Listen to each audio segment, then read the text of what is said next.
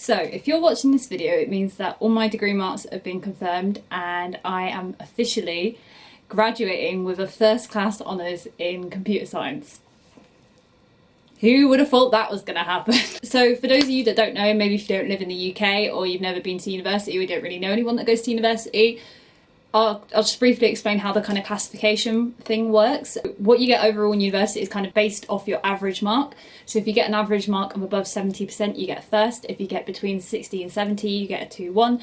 If you get between 50 and 60, you get a 2-2. If you get between 40 and 50, I think it's a third.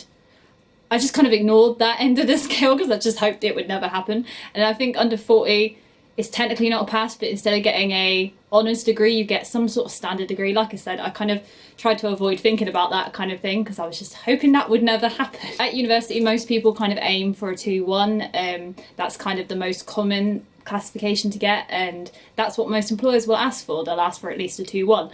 So to get higher than that is just incredible. And I still, even though I got my provisional marks lit like about a month ago now, I don't think it is fully sunk in that I am graduating with a first. It's just a bit like, it doesn't feel real at the moment. In first year, I scraped a first. I think my average for the year was 71% or something like that. But your first year doesn't even count anyway, so that was brilliant. My second year was really tough and I got a 2-1 in second year and got like 66% or something. So yeah, at that point I was like, oh, it's probably not going to happen.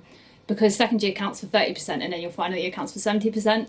So I already had to work harder to get a first overall before even starting final year. And yeah, I remember the first time of this year, it wasn't very positive for me. Really struggled getting back into uni after having a year out working.